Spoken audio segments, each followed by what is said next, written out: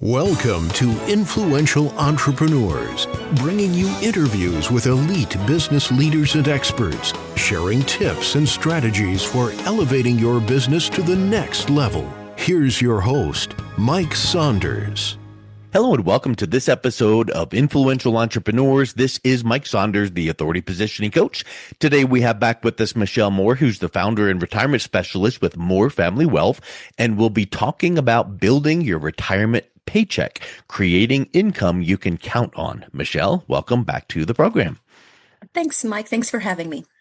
You are welcome. I always love talking about that retirement paycheck. And it's like, hold on, I retired. I don't get a paycheck, but you got to live and got to pay the bills still. So I love how you phrase the retirement paycheck and creating that income you count on. So when you're working with your clients, how do you help them move from, I hope I've saved enough in retirement to I'm confident that I've saved enough for retirement? Yeah, I think that's such an awesome question and one that I hear many times every day. And we do have a paycheck. We're just not working 9 to 5 for our paycheck. But yeah, we absolutely will continue to have bills, minimally taxes, minimally groceries, right? There are things that we'll need and want to do in retirement. And so some ways that we structure that retirement income is through anything that we've spent our previous 50 or 60 years putting together. So some folks, it may be Social Security. Some folks, it may be in the stock market or an IRA or a mutual fund. But what I like to do is look at all those different pots of money and determine where is there pre-tax accounts, where's there's tax deferred accounts, where are those tax advantaged accounts, and how do we position those to give you regular monthly income to not only meet your monthly needs, but to exceed that so you can continue to do all the things that you hope to do during retirement. And that, what you just said there makes me realize you need to know that number to shoot toward. In other words, how do you meet or exceed what you need? Well, I need to sit down and go, this is what I need for retirement. And I would venture to say that you become almost like a life coach of sorts to say, hey, what does retirement look like to you and feel like to you? And how often are you going to travel? Do you want to, start a side business or a nonprofit or visit the grandkids? So, what do you do to help your clients realize kind of a really dialed in number of what they actually will need to be planning for? So it does start with that one-to-one and that heartfelt discussion, whether you have a lot of money or a little bit of money. So I was working with a woman just last week who was an amazing saver, had a great job, made some really smart investments, was about a year or two away from retirement and had lots of money in the stock market, had some money in an IRA, and was just terrified. She had about almost $3 million in those accounts. And she was terrified that she still didn't have enough and didn't think she'd be able to retire. And so she was really looking for some advice on, do I have enough or not? Because she had seen her parents really struggle, ended up in assisted living, not have a real solid plan in place. And so was able to look at those pots of money and talk about how the stock market goes up and down, which caused that uncertainty, that anxiety, that stress, and helped her move some of her money into an account that has a fixed guaranteed income. So she knew that money would be predictable for the rest of her life and she would never lose a penny. And so when I sat with her and she was, I think she was an accountant. And so she was very smart with money. And she looked at me like, what are you even talking about? I've never heard of this option. How can this be? And so we dug deeper into fixed indexed annuities and how they do exactly that. They provide guaranteed income for life without touching that principal and really giving you that security. And so in her case, we looked at those numbers. We figured out what her current monthly amount was, how to more than match that, and how much money she would still have left over. And she's now looking at starting a dog park. She's passionate about animals, and she wants to start this dog park for pets in her home community and is talking about working with the city to have something made for her with a flower garden Mm, that's for her mother, right? Based on her neat. mother's name as well. So it's this really beautiful story of a woman who was so anxious and stressed and worried. Have a conversation, look at those numbers, and now is so excited not only that her children and grandchildren will be taken care of, but that she has enough to give back to her community and honor her mother. I love it. And probably if she was thinking of doing that during her working years, she would be kind of heads down, nose to the grindstone, getting things done. But now this has kind of given her a little bit of a new perspective. So I think that is Absolutely. really neat. Yeah. Absolutely. So, Yeah. so I think it's really important to think about things like when a couple of the words that you mentioned jumped out at me, guaranteed income. Yeah. I mean, not many things in life are guaranteed, That's true. and can never lose money. And not many things in life are guaranteed to not lose money, but having financial tools out there that you don't need to worry about those swings from market volatility and watching the news or getting your portfolio statement going, oh, look, your retirement savings just took this huge drop. Yeah. That becomes a really huge way to increase that peace of mind, right? I mean, this is something Huge. that, um, I think kind of getting back to our previous conversation we had about retirement mindsets, most people think I have this much money, I put it in the market and we hope for the best because I trust my person. But in reality, the market might be a little bit too volatile during retirement years for some. Yes. And putting it into products like what you're mentioning, boy, what talk about like lowering your blood pressure, literally, right? Absolutely. Absolutely. And I see it every day. And one of the phrases that I use is zero is the hero. And so Yeah. with the products that I'm looking at, and lots of other folks do as well, that fixed indexed annuity and annuities in the past have had a bad rap. And that's in part of how they were structured, looking at variable terms where they would still go up and down, or maybe they would have a really fixed interest rate with some fees that were very low. And we don't use those with my company.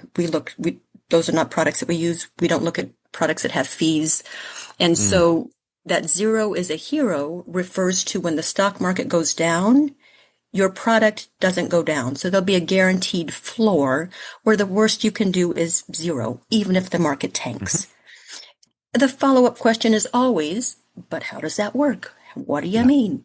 And so I use the analogy of those who've purchased a house. You go to buy a house, you fall in love with it, you give someone your earnest money and say, this is the house for me. But then you have the inspection and you find out that the foundation is bad and the plumbing is bad and the wiring is bad. And you say, just kidding, please, I want my earnest money back. And you Yeah. carry on, right?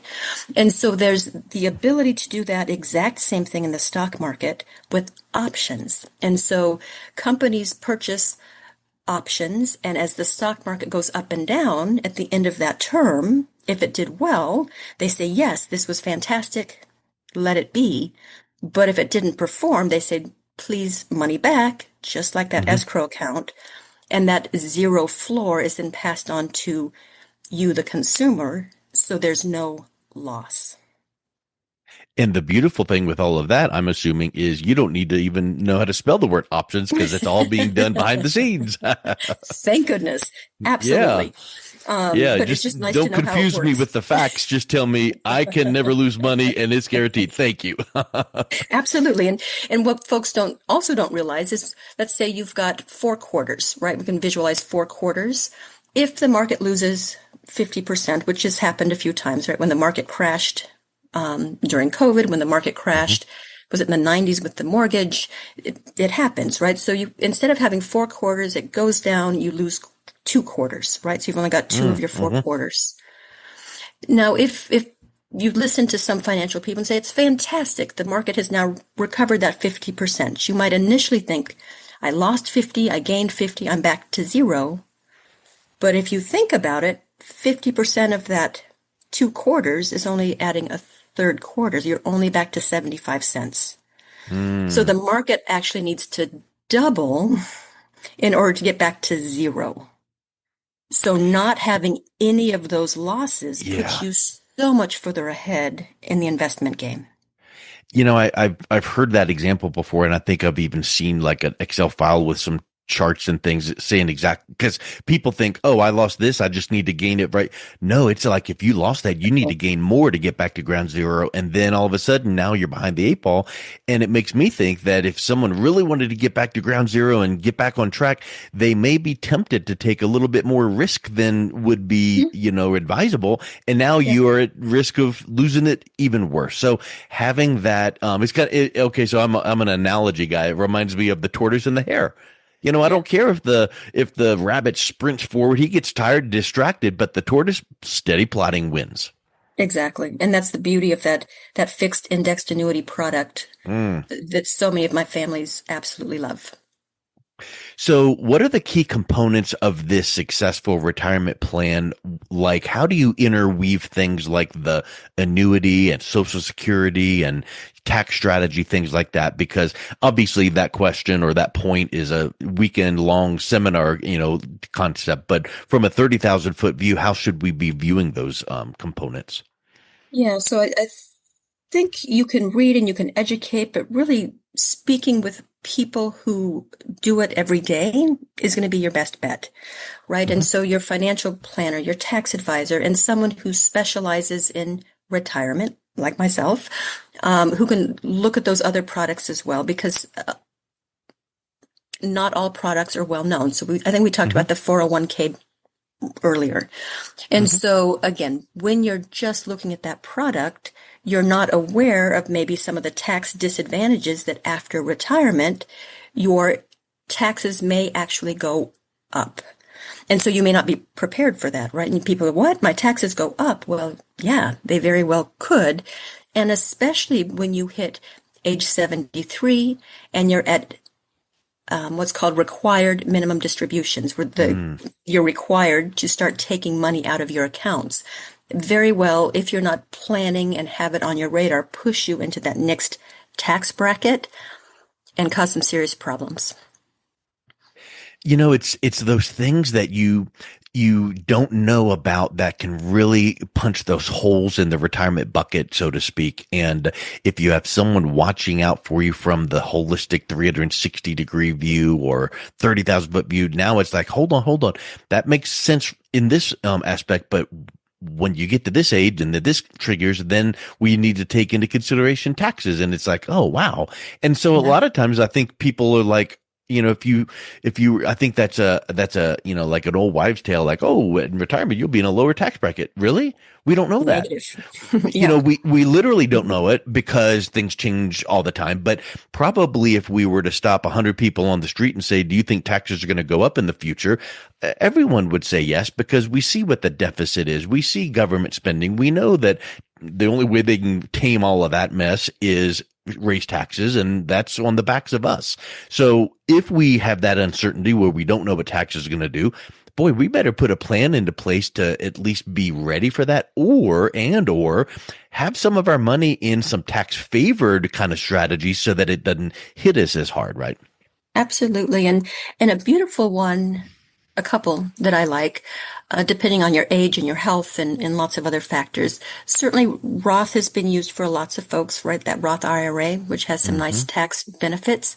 But another product that I never knew about until after my husband passed and I started learning more and got into the financial field of helping folks is something called an IUL, an Indexed Mm. Universal Life Policy. And so with this policy, it's also protected from some taxes because it's a life insurance product, but it has a cash value benefit. So you're still able to take some money out without that tax burden because you pay taxes going in, you don't pay when it comes out. Huge. And you've mentioned several things throughout our conversation, like the IUL and annuities, and I think that people need to realize that, oh, that sounds really good, that particular one. I'm going to take all my money and put it in that one thing. No, right? And oh, she said this and this and this, so that works for everybody. No. So these are just things that, to your point, you didn't realize until you had to educate yourself. You discovered them. polished and fine tuned them for people, but it's a whole different combination. It's kind of like having a recipe and, combining the ingredients to make a whole different outcome for each and every person. So I think people listening to this should go, yeah, that makes some sense. Please guide me. Let me know what some of my options are. So let's think about this. We hear retirement planning and saving, like I need X number of dollars so that when I get X age, then I'm going to have some money to live in retirement. So what's the difference between saving for retirement and planning for income in retirement? Yeah, so saving is excellent when we're younger, and that's what we do. But if we don't have that plan in place, maybe we are. I know you like analogies, Mike, so I'm going to give you another one. We talk about farmers, right? Or those of us who've had gardens. Would we rather pay money on the seed, the tiny seeds, or the harvest after it grows? Which are we going to pay more tax on? And of course, we know that harvest. Hmm. And so even as we're saving for retirement in our younger years, if all of our money is going in that pre-tax bucket, when we take it out in retirement, we're going to get really hammered. We're going to really struggle with taxes because we didn't invest it right in the beginning. Hmm. And so that's one of the pitfalls that I see with a lot of folks is not sure how to shuffle some of that money between those buckets so that they're planning for that tax and those tax-free withdrawals as they have more birthdays.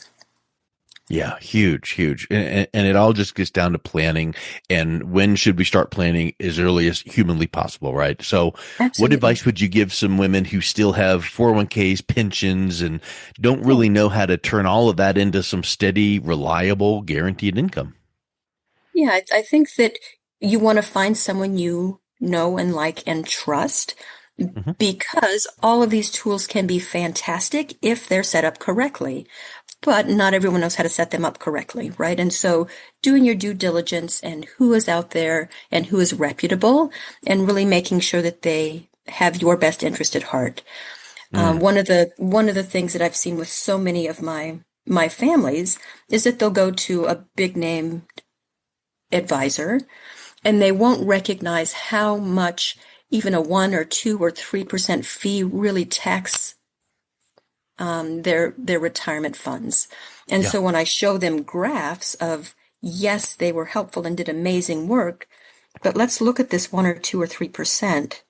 And over the course of your 30 years of investing, instead of having $1.2 million, now you're at 600,000 because of maybe a 3% fee that you Yeah. were giving someone. It's like my telephone bill, right? It's like we're going to give you this cheap cell phone bill, but then we add this fee and this fee and this fee, and by the time you get it, it's literally double. And you go, what the heck was that, right?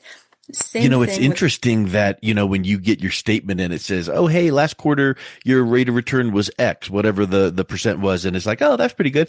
But then when you start looking at fee, then it's like effectively that rate is not what it showed. It's down at the lower amount because money was taken out. absolutely. Absolutely. Mm, And so that's another thing that so many folks don't realize. And again, particularly with some of the big named financial companies, that's how they generate their money, right? That's how they sure. do advertising and make sure Yeah. that everyone's well paid. And just again, not that they don't do great work, but to be mindful that is their strategy and Their how it MO. may impact your bottom And line. anyone could do that, but be mindful of that with whoever you talk to. But someone like yourself who is an independent, you've got some flexibility with the types of products. So like the big name people you see on TV or radio, they may be limited to certain products because they only offer this and that in a small handful. So All the there's some time. some some big, good benefits that come with working with an individual independent. And then you are sitting there pointing out and going, look at the fees, none. Look at the fees that I'm charging you, zero. So being able to go in eyes wide open is got to be a huge opportunity in checking things out. Absolutely. And I, as you alluded to, I probably have contracts with 30 different companies, and I have no loyalty to any one company. It's Yeah. which is going to be best for Yeah. my client. And then you said something under that. I'm like analogies, right? And so another analogy is I go into that big named retirement planning store and I use like, I'm starving. I'm so hungry. I know I need something to eat. So I go into McDonald's and I say, give me your best meal. And they give me my quarter pounder, right? It's the very best Yeah. that they can do at McDonald's, which is true. Yeah. But is McDonald's the best restaurant in town? Right. Maybe not, right? Right. So Right. what Right. else Right. is there? And it's not advertised, right? Golden Arches, they're everywhere. Yep. But They're not going to tell you, oh, this is our best, but really down the road, you could go down here and get something more nutritious or cost effective. They're just saying, they're processing orders. You walked in, you placed an order, they said here. exactly. Yeah. So again, being mindful of the pros, but also the limitations and Yeah. why sometimes that independent advisor might be a better option. To at least present a wide variety of options that might fit based on what you're looking for so that you can talk it through and not feeling pushed and, crammed into this one decision. So that's a really big piece. So Right. Michelle, this has been so helpful talking through some of these concepts. If someone is interested in getting some of that unbiased advice, what's the best way they can reach out and connect with you? I would love to speak with anyone who's interested in learning more. I would love to help. And probably the best way to do that is to book an appointment with me through my website. And that is my last name, Moore, Moore. So it's morefamilywealth.com. And as Mike was saying, my consultation is always free. So there's no fee for anything that I do for you. Excellent. Well, Michelle, thank you so much for coming back on. It's been a real pleasure chatting with you. Thank you, Mike. Talk soon. You've been listening to Influential Entrepreneurs with Mike Saunders. To learn more about the resources mentioned on today's show or listen to past episodes, visit www.influentialentrepreneursradio.com.